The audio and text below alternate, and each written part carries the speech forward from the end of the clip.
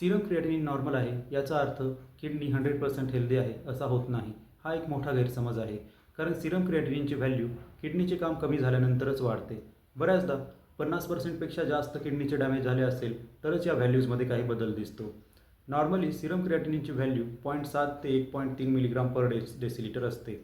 पण जर तीच 2 ते 2.5 मिलीग्राम पर डेसिलिटर झाली तर तोपर्यंत किडनीचे ऑलरेडी 40 ते 50% डॅमेज झालेले असते.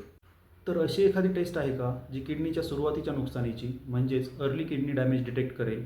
तर ती आहे UACR टेस्ट म्हणजेच urine albumin creatinine ratio taste. तर ही टेस्ट युरिनमध्ये अल्ब्युमिन नावाचे प्रोटीन किती प्रमाणात जात आहे हे तपासते आणि किडनीला डॅमेज होत आहे हे कळवते. UACR या टेस्टचं एक ॲडव्हान्टेज म्हणजे यासाठी फक्त एक युरिन सॅम्पल पुरेसं असतं.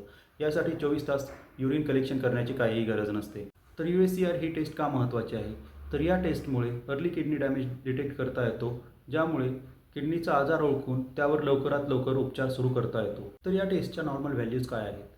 तर जर UACR रेशो 30 मिलीग्राम पर ग्रामपेक्षा कमी असेल तर तो नॉर्मल असतो. तोच 30 ते 300 मिलीग्राम पर ग्राम असेल तर त्याला मॉडरेटली इन्क्रीज अल्ब्युमिन युरिया असे म्हणतात.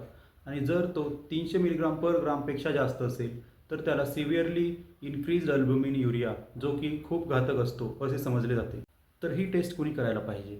तर डायबेटिक पेशंट्स, हायपरटेन्शनचे पेशंट्स किंवा ज्यांच्या घरामध्ये काही किडनीच्या आजाराची हिस्ट्री आहे अशा लोकांनी ही टेस्ट करणे आवश्यक आहे. महत्त्वाच्या आरोग्यविषयक माहितीसाठी पॅथो मराठी या चॅनलला फॉलो आणि सबस्क्राईब करा.